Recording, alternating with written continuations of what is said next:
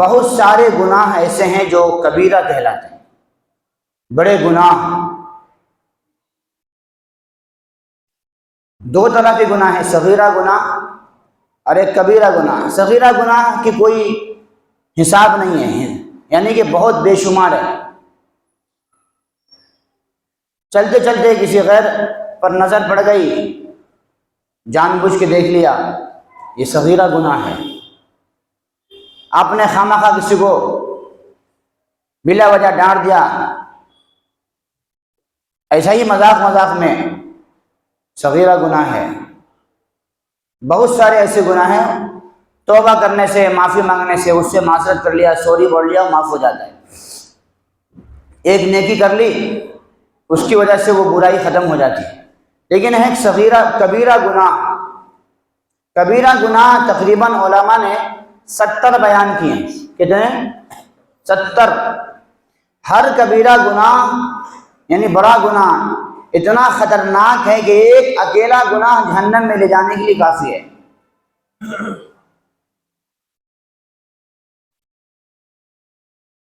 قبر میں جو عذاب ہوتا ہے عام طور پر انہی کبیرہ گناہوں کی وجہ سے ہوتا ہے۔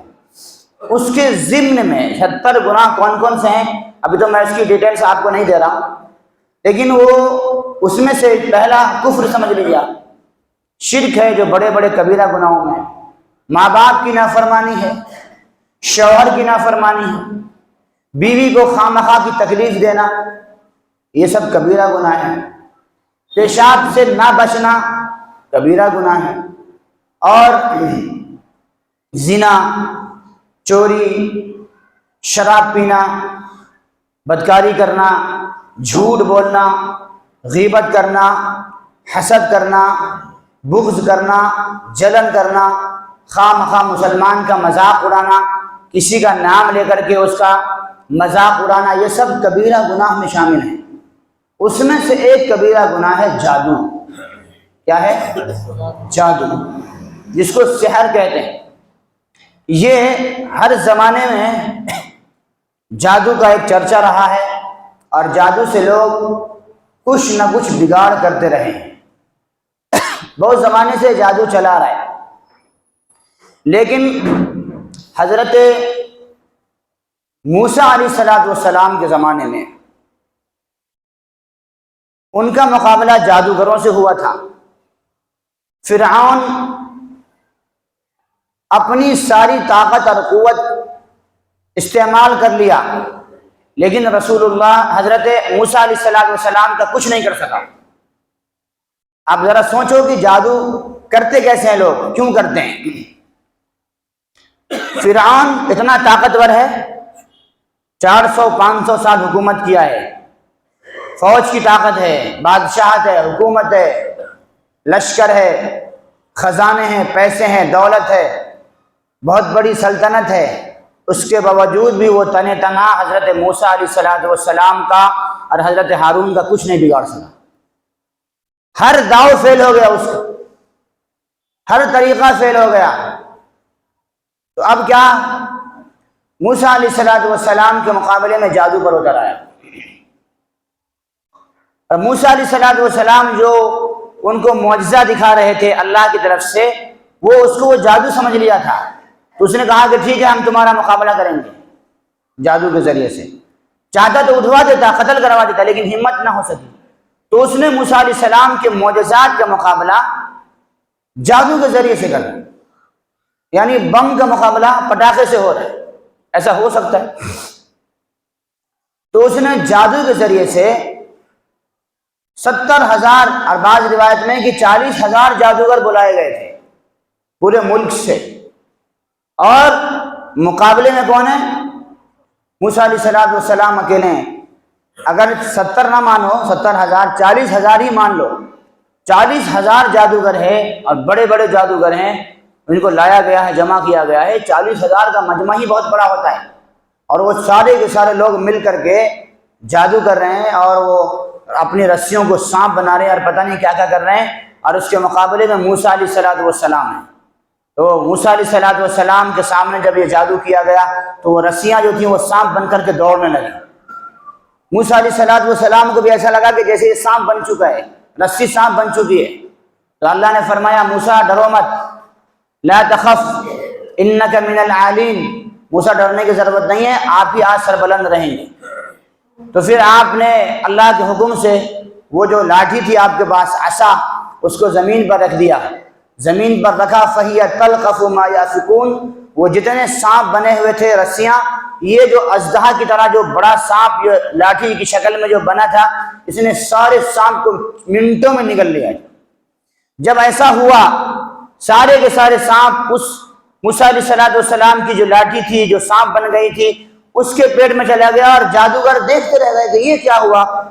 لمحوں میں، ابھی ہم نے جادو شروع ہی کیا ہے اور ابھی اتنا جلدی ہم ہار گئے، چند سیکنڈ میں یہ لاٹھی سارے جادو کی رسی کو نگل گئی، ختم ہو گئی، اب ہمارے پاس تو کچھ ہے ہی نہیں کرنے کو۔ وہ سمجھ گئے کہ ہمارا مقابلہ کسی جادوگر سے نہیں ہو رہا ہے، ہمارا مقابلہ کسی اللہ والے سے ہو رہا ہے، رسول اللہ سے ہو رہا ہے۔ فَأُلْقِيَ السَّحَرَةُ سَاجِدِينَ، یہ سارے کے سارے جادوگر سجدے میں گر گئے۔ قَالُوا آمَنَّا بِرَبِّ مُوسَىٰ وَهَارُونَ، اور سب نے کہا کہ ہم موسیٰ اور ہارون کے رب پر ایمان لائیں۔ روایت میں ہے کہ جب وہ جادوگر سجدے میں گرے تھے تو اللہ نے سجدے میں جانے کے بعد جنت کے پردے ہٹا دیے تھے۔ کیا کیے تھے؟ جنت کے پردے ہٹا دیے، اور وہ سجدے میں سے سر زمین پر جھکایا اور جنت کے سارے نظارے دیکھ لیے۔ تب فرعون کہنے لگا اچھا تم موسیٰ پر ایمان لے آئے؟ قال هل آمنتم به قبل ان آذن لكم، میری اجازت کے بغیر، مجھ سے بولے، میرے بولے بغیر تم ایمان لائے؟ میں سب کو ماروں گا، کاٹوں گا، یہ کروں گا ہوگا۔ قال لا ضیر، تم کو جو کرنا ہے کرو، کوئی ٹینشن نہیں ہے، جو کرنا ہے کرو۔ جادوگروں کے ہاتھ کاٹے گئے، پاؤں کاٹے گئے اور کھجور پر لٹکا دیا گیا، مگر ایک جادوگر بھی ایمان سے نہیں پھرا۔ کیوں؟ وہ اب دنیا میں ان کا من ہی نہیں لگ رہا تھا، سب جنت دیکھ چکے تھے، ان کو پتا ہے کہ یہ موت تھی ہماری رکاوٹ ہے جنت میں جانے سے۔ کہا تو جو کرنا ہے کر لے بھائی، ہم کو تو بس جنت چاہیے۔ موت جو رکاوٹ بنی ہوئی تھی اس رکاوٹ کو دور کر لیا، سیدھا کہاں چلے گئے؟ جنت میں چلے۔ کہنا یہ ہے کہ حضرت موسیٰ علیہ السلام کے زمانے میں جادوگروں کا زور تھا، اللہ نے اس کا توڑ موسیٰ علیہ السلام کو عطا فرمایا۔ اس زمانے سے جادو کا سلسلہ چلا، اور پھر حضرت سلیمان علیہ السلام کے زمانے میں بھی جادو کا کچھ چرچا تھا۔ سلیمان علیہ السلام نے جادو کی جتنی بھی چیزیں تھیں سب کو آپ نے دفن کروا دیا تھا، زمین میں اور سمندروں میں، یہاں وہاں۔ بعد میں جناتوں نے کھود کر کے اس کو نکالا ہے ان کے انتقال کے بعد، اور جو جادوگر لوگ تھے تلاش کرتے کرتے ان چیزوں کو نکال کر کے چند چیزیں ملی ان کو، اور اس کے ذریعے سے وہ جادو کرتے۔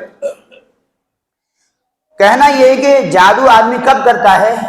جب وہ سامنے والے سے مقابلے میں کمزور پڑ جاتا ہے، اب کوئی راستہ نہیں ہوتا، لہذا وہ جادو کا راستہ اختیار کرتا ہے۔ یہ کمزور آدمیوں کا کام ہے۔ کمزور کون؟ دل میں حسد، بغض ہے، اور ہوتا کیوں ہے؟ زیادہ تر حسد کی بنیاد پر ہی ہوتا ہے۔ انہوں نے الزام لگایا یہودیوں نے کہ حضرت سلیمان علیہ السلام نے جو حکومت کی تھی وہ جادو کے زور سے کیا تھا، لیکن اللہ نے فرمایا نہیں، سلیمان نے جادو کے زور سے نہیں کیا۔ وما کفر سلیمان ولکن الشیاطین کفروا، سلیمان علیہ السلام نے جادو نہیں کیا، کفر نہیں کیا، کیونکہ جادو ایک طرح سے کفر ہے، شیاطین نے کفر کیا۔ پھر پورے قرآن کے اندر وہ آیت کو نازل کی گئی، اور ایک علاقہ تھا بابل، وہاں پر بہت جادو کا زور تھا۔ لوگ یہ سمجھتے تھے کہ جادوگر بہت مقدس لوگ ہوتے ہیں، بہت بڑے لوگ ہوتے ہیں، بہت پاورفل لوگ ہوتے ہیں، ان کو ولیوں کی طرح سمجھنے لگے۔ وہ اللہ تعالیٰ نے آسمان سے دو فرشتے ہاروت اور ماروت کو نازل کیا، اور وہ انسان کی شکل میں آ کر کے لوگوں کو بتائے کہ لوگوں جادو ایک الگ چیز ہے، معجزہ الگ چیز ہے۔ معجزہ اللہ تعالیٰ کی قدرت کا نام ہے جو اپنے ولیوں پر اتارتا، نبیوں پر اتارتا ہے، کرامت بزرگوں پر اتارتا ہے، اور جادوگر تو یہ چند چیزوں کا نام ہے، چند الفاظ کا یا چند اعمال کا نام ہے، اس سے اس کا کوئی تعلق نہیں ہے۔ معجزہ پاکیزہ لوگوں کا کام ہے، اور جادو یہ گندے لوگوں کا کام ہے۔ ان دونوں میں آپس میں کوئی جوڑی نہیں ہے، ایک کا کام فرشتوں والا ہے، ایک کا کام شیطان والا ہے، دونوں آپس میں نہیں ہو سکتے۔ وہ لوگوں کو بتاتے تھے کہ جادو نہیں کرنا، پھر بھی لوگ اس سے جادو سیکھتے تھے ان سے، اور وعدہ کرتے تھے کہ ہم جادو کے ذریعے سے ہم لوگوں کی مدد کریں گے، مگر لوگ جادو سیکھ لیتے ان فرشتوں سے اور پھر بعد میں وہ دھوکہ دیتے تھے۔ تو قرآن نے کہا وَمَا يُعَلِّمَانِ حَتَّى يَقُولَا إِنَّمَا نَحْنُ فِتْنَةٌ فَلَا تَكْفُرْ، یہ فرشتے کہتے تھے کہ دیکھو ہم تو تم کو اس وقت تک نہیں سکھائیں گے جب تک کہ تم یہ وعدہ نہ کرو کہ یہ ہم کسی کو نقصان نہیں پہنچائیں گے۔ وہ کہتے تھے کہ ہم تم کو جو سکھا رہے ہیں یہ فتنہ ہے، یہ آزمائش کی چیز ہے، مت سیکھو اس کو، لیکن وہ سیکھتے تھے۔ فرمایا فَيَتَعَلَّمُونَ مِنْهُمَا، کہ وہ جادو سیکھتے تھے اور پھر میاں بیوی میں جدائی ڈالتے تھے، عورت مرد میں لڑائی کراتے تھے۔ یہ جادوگروں کا کام اکثر ایسے ہی ہوتا ہے کہ جادو کے ذریعے سے لوگ ایک دوسرے کے درمیان میں اختلاف پیدا کرتے ہیں۔ یہ کس چیز کے ذریعے سے ہوتا ہے، کیسے ہوتا ہے؟ جادو عام طور پر شیاطین کے ذریعے سے مدد لی جاتی ہے، کیونکہ جادو میں ہوتا ہے کفر، شرک، اور شرک اور کفر سے شیطان خوش ہوتا ہے، لہذا شیاطین کو جب آدمی خوش کرتا ہے تو وہ اس کے من کے مطابق کام کر دیتا ہے۔ اب یہ ہر آدمی تو نہیں کر سکتا، جو لوگ اس میں ماہر ہوتے ہیں، جو وہی کام کرتے ہیں، عام طور پر یہ گندے لوگوں سے ہوتا ہے، خبیث قسم کے لوگوں سے ہوتا ہے۔ جتنے بھی جادوگر ہوتے ہیں یا تو وہ ناپاک رہتے ہیں اور ناپاکی کی حالت میں کرتے ہیں، پیشاب کے ذریعے سے یا گندے خون کے ذریعے سے یہ سب یہ کام کرتے ہیں، اور شرکیہ منتر کے ذریعے سے، غلط الفاظ کے ذریعے سے، کفریہ جملوں کے ذریعے سے یہ لوگ جادو کا کام کرتے ہیں۔ اور اس کا نقصان یہ ہوتا ہے کہ وہ جادو کے ذریعے سے کچھ حاصل نہیں کر سکتے۔ اگر ایسا ہوتا کہ جادوگر جادو کے ذریعے سے کچھ بنا لیتا اپنا، تو روزانہ ایک نئی بلڈنگ بنا لیتا، روزانہ نیا گھر بنا لیتا، مگر وہ جادو کے ذریعے سے کچھ پیسے یا کچھ دولت یا کچھ نعمت حاصل نہیں کر سکتا، اتنی طاقت نہیں ہوتی۔ جادو کے ذریعے سے وہ کیا کرتا ہے، لوگوں میں توڑ پھوڑ کرتا ہے، اختلاف پیدا کرتا ہے، اور اس کے ذریعے سے سامنے والوں سے پیسہ لیتا ہے۔ لوگ ان کے پاس جاتے ہیں کہ ہم کو تجارت نہیں چل رہی ہے، ہماری تجارت کے لیے کچھ کر دو، وہ کچھ نہیں کر سکتا، وہ جس کی تجارت چل رہی ہے اچھی، اس کو نقصان پہنچا سکتا ہے۔ قرآن نے کہا ہے کہ جادوگر اپنی طاقت لگانے کے بعد بھی اگر اللہ کا حکم جب تک نہیں آ جاتا اس وقت تک اس کا جادو کا اثر نہیں ہو سکتا۔ وَمَا هُمْ بِضَارِّينَ بِهِ مِنْ أَحَدٍ إِلَّا بِإِذْنِ اللَّهِ، اللہ کے حکم کے بغیر یہ کسی کو نقصان نہیں پہنچا سکتے۔ تو جادو بالکل ایسا ہی سمجھو جیسے کسی کو کوئی قتل کر دے، کسی کو گولی مار دے، کسی کو زہر پلا دے اور اس کا اثر ہوتا ہے، ایسا ہی جادو کا بھی اثر ہوتا ہے۔ اور جیسے یہ اس طرح کے کام گناہ ہیں، ویسا ہی جادو بھی ایک طرح سے گناہ ہے، بلکہ اگر کفر شرک کے ذریعے سے کیا ہے اور شیاطین کی مدد کے ذریعے سے کیا ہے تو ایسا جادوگر کافر ہو گیا اور شخص جہنمی ہوگا۔ اللہ کے رسول صلی اللہ علیہ وسلم نے فرمایا جادوگر کا علاج اس کو قتل کر دینا ہے، یعنی اس کو جینے کا حق نہیں ہے، کیونکہ یہ کفر کر رہا ہے اور کفر کرنے کی وجہ سے وہ ایمان سے نکل گیا، ایمان سے نکلا تو مرتد ہو گیا، اور مرتد کی سزا اسلام میں کیا ہے؟ توبہ کرے، نہیں تو اس کو ختم کیا جائے۔ تو جادو بہت بڑا گناہ ہے اسلام کے اندر، ایسا گناہ ہے کہ جس کے ذریعے سے آدمی کافر ہو جاتا ہے، جہنمی ہو جاتا ہے اور ایمان سے خارج ہو جاتا ہے، اور پھر اس کا گناہ بھی بہت بڑا ہے۔ عام طور پر ہمارے یہاں اس وقت مسلمانوں میں نماز کی کمی ہے، روزے کی کمی ہے، زکوٰۃ کی کمی ہے، نیکی کی کمی ہے، اور پاکی کی کمی ہے۔ سب سے بڑا مسئلہ پاکی۔ دیکھو جادو، جو لوگ ہمیشہ باوضو رہتے ہیں، جو لوگ نماز اور روزے کی، قرآن کی تلاوت کی پابندی کرتے ہیں، ان پر زیادہ اثر نہیں ہوتا۔ باوضو لوگوں پر جادو کے اثرات بہت کم ہوتے ہیں۔ کتنا منٹ لگتا ہے وضو کرنے میں؟ وضو ٹوٹ گیا، پیشاب کر گیا ہے، پھر وضو کر لو۔ یہ تو رسول اللہ صلی اللہ علیہ وسلم کی سنت بھی ہے۔ ایک مرتبہ حضور جنت میں تشریف لگائے خواب میں، وہاں دیکھا کہ کسی کے چلنے کی ٹک ٹک کی آواز آ رہی ہے، بھائی جنت میں کون چل رہا ہے؟ بتایا گیا کہ یا رسول اللہ آپ کا غلام بلال ہے۔ کون ہے؟ حضرت بلال۔ ہاں، وہ تو زندہ ہے، مدینے میں ہے، اور چلنے کی آواز کہاں آ رہی ہے؟ سو رہے ہیں کیا؟ چلنے کی آواز کہاں آ رہی ہے؟ جنت میں آ رہی ہے۔ حضور صبح بیدار ہوئے، کہا بلال تم ایسا کیا کرتے ہو کہ تم چلتے مدینے میں ہو اور چلنے کی آواز جنت میں گونج رہی ہے تمہاری؟ کس سے پوچھ رہے ہیں؟ حضرت بلال حضور سے بڑھ کے تو نہیں تھے نا؟ پوچھ رہے ہیں حضرت بلال سے، بلال تمہارا ایسا کیا عمل ہے کہ چلتے زمین میں ہو، مدینے میں ہو، اور آواز تمہاری جنت میں گونج رہی ہے؟ کہا یا رسول اللہ میرے پاس تو کوئی عمل نہیں ہے۔ ہاں، ایک عمل ہے کہ میں ہمیشہ باوضو رہتا ہوں۔ کیا کہا؟ جب بھی میرا وضو ٹوٹ جاتا ہے تو میں وضو کرتا ہوں اور 2 رکعت جو اللہ مجھے توفیق دیتا ہے میں وہ 2 رکعت 4 رکعت پڑھ لیتا ہوں، تحیۃ الوضو کہتے ہیں اس کو۔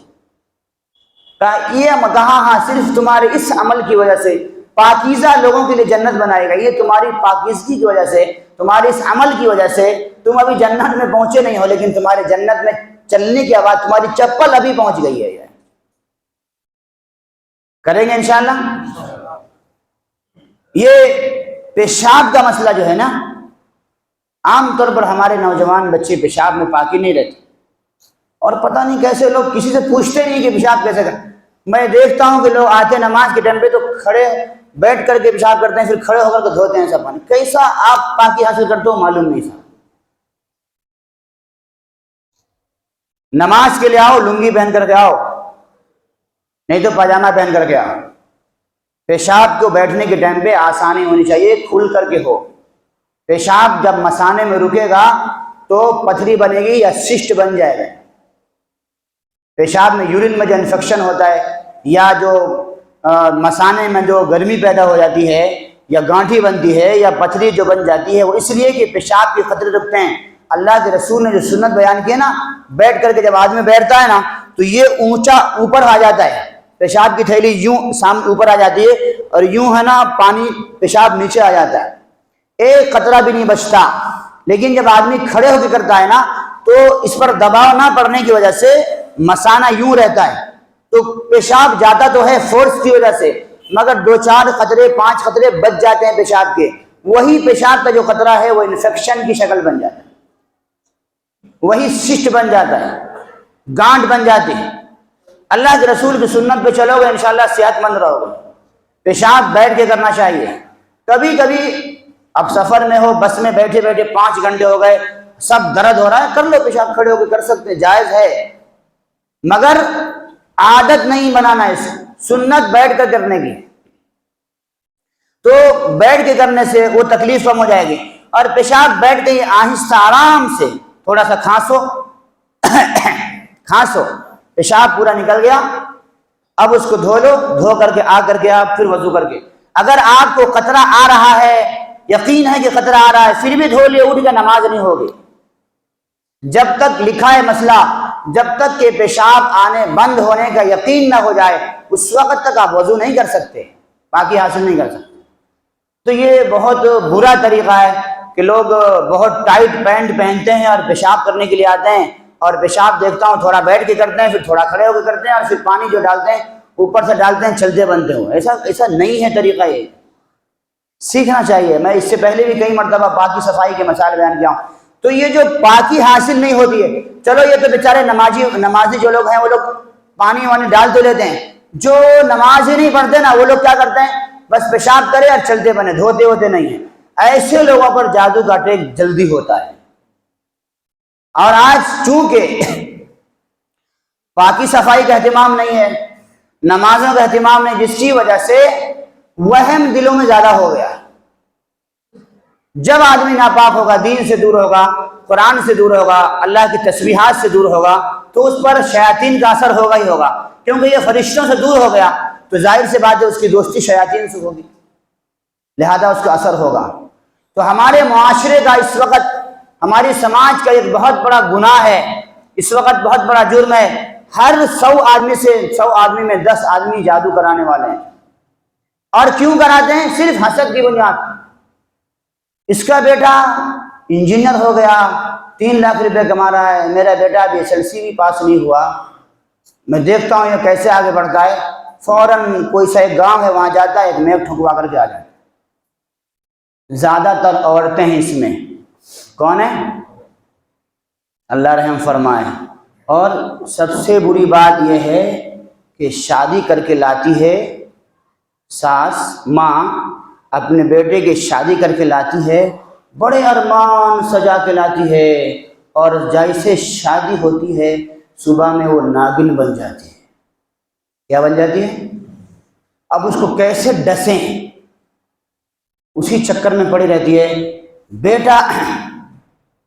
بیٹے کا ذہن خراب کرتی ہے، بہو کو پہلے اپنے بس میں کرنا چاہتی ہے، وہ بس میں آ گئی تو ٹھیک، نہیں تو لاری بنا دیتی ہے۔ پھر کیا کرتی ہے؟ اس کے خلاف بیٹے کو بھڑکاتی ہے، یہ کرتی ہے وہ کرتی ہے، محلے میں بولتی ہے۔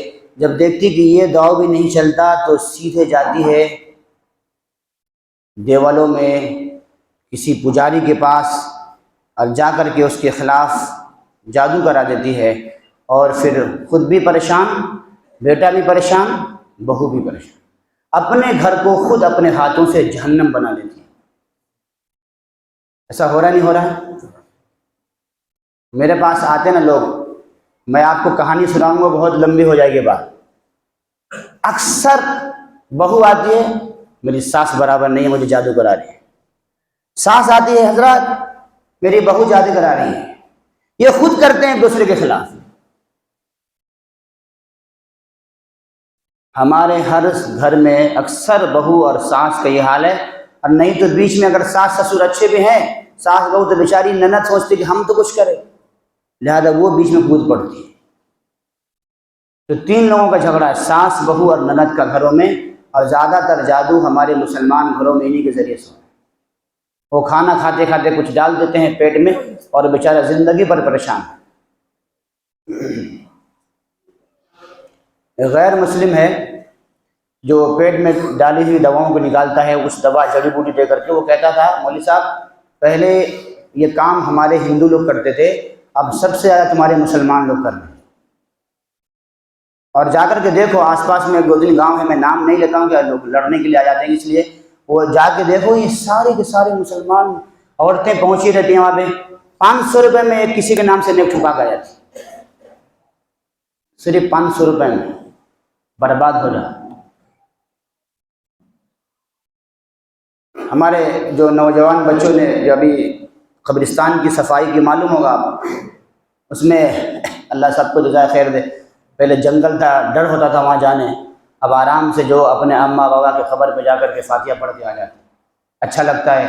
وہاں گئے تو تھوڑی دیر بیٹھنے کا بھی من کرتا ہے، چلو پاک صاف ہے، پہلے سانپ کا ڈر تھا، کیڑے مکوڑوں کا ڈر تھا، اللہ تعالیٰ نے سب کی زندگی کو خیر برکت سے نوازے جو، تو یہ اچھا کام کیا۔ وہاں انہوں نے جب تلاش کرنا شروع کیا تو معلوم پڑا کہ لوگ قبروں پر بھی جادو کرا رہے ہیں۔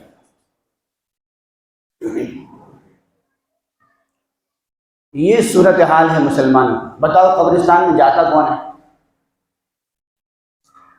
اتنا بڑا گناہ ہے یہ، میں نے بتایا کہ یہ جادو کرنے کی وجہ سے آدمی ایمان سے نکل جاتا ہے، اور ایمان سے نکلے گا تو مرتد ہو گیا، اس کا نکاح بھی ختم ہو گیا، اور مرتد کی سزا اسلام میں قتل ہے۔ میں اس پر اور تفصیل آپ کو میں بیان کروں گا، ابھی میں آپ کو سنانا چاہ رہا ہوں وہ واقعہ جو میں آپ کو شروع میں بتایا تھا۔ وقت ہو رہا ہے، آپ گھڑی کی طرف دیکھ رہے ہیں، میں واقعہ سناتا ہوں کہ آپ یہ سمجھیے کہ جادو سے بچنے کے لیے ہم کیا کیا کر سکتے ہیں، اور اللہ کے رسول صلی اللہ علیہ وسلم نے ہمیں کیا تعلیم دی۔ 2 منٹ میری طرف دھیان سے سنیے گا، غور سے، ایک بار درود شریف پڑھ۔ غزوہ خیبر کے بعد سے پہلے، صلح حدیبیہ کے بعد جب دیکھا کہ اب کوئی چال حضور کے خلاف نہیں چل رہی ہے، سب تھک ہار چکے یہودی، دنیا میں سب سے زیادہ حسد کرنے والی قوم یہودی ہے، سب سے زیادہ جادو کرنے والی قوم یہودی ہے، اور اس وقت سب سے زیادہ جادو کرنے والے مسلمان ہیں، نعوذ باللہ۔ وہ لوگ حضور کو مدینہ آئے، بہت جادوگر تھا لبید ابن عاصم، اور اس کی 4 بہنیں تھیں، چاروں خطرناک جادوگرنیاں، ڈائن تھی وہ، وہ آئے, کچھ پیسے دیے, کہا دیکھو ہم تو محمد سے لڑ لڑ کے تھک چکے ہیں, کوئی راستہ نہیں ہے, تم ہی کچھ کرو, اس کو برباد کر ڈالو. کس سے؟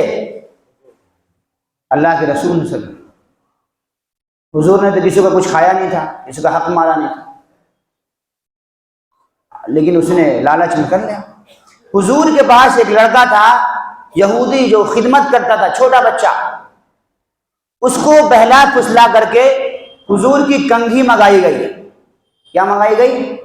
کنگھی, پرانی کنگھی, جس میں جو ٹوٹی ہوئی کنگھی تھی وہ کنگھی میں بال لپٹا ہوا ہوتا ہے, وہ کنگھی منگائی گئی, اور اس کنگھی میں حضور کے بال لپٹے ہوئے تھے, اور وہ بال لے کر کے اور وہ کنگھی لے کر کے وہ جادوگر جو ہے اس میں جادو کیا. ایک تانت منگایا اور اس تانت پر 11 گرے لگائے. کیا لگائے؟ 11 گرے لگائے, اور ہر گرے میں جادو کے منتر پھونکا اس نے حضور کا نام لے کر کے. اور پھر اس نے ایک موم بتی کا ایک پتلا بنایا, اور اس پتلے میں 11 سوئی چبھوئے, اور وہ لے کر کے کھجور کا ایک نر کھجور آتا ہے, اس کا جو غلاف ہوتا ہے اس کے اندر اس کو پیک کیا, اور پیک کرنے کے بعد اسی علاقے میں ایک کنواں تھا, بیر زروان یا ازوان اس کا نام تھا کنویں کا. اس کنویں کے نیچے ایک پتھر کے نیچے اس کو دبا دیا تاکہ کسی کو معلوم نہ ہو. اللہ کے رسول صلی اللہ علیہ وسلم پر جادو کا اثر ہوا, لیکن جلدی نہیں ہوا. 1 سال گزرا, 6 مہینے کے بعد حضور بیمار ہونا شروع ہو گئے. تکلیف ہو رہی ہے, حضور کو سمجھ میں نہیں آ رہا کہ کیا ہو رہا ہے. یہاں تک کہ آخر کے 40 دن بہت سخت گزرے, اور 40 دن میں لاسٹ کے 3 دن حضور پریشان ہو گئے کہ کیا ہو رہا تھا. حضور کا جسم مبارک گھلتا ہوا جا رہا ہے. حضور دن بدن چھوٹے ہوتے جا رہے تھے, سکڑ رہے تھے, دبلے ہوتے جا رہے تھے, جسم پیلا پیلا ہو گیا.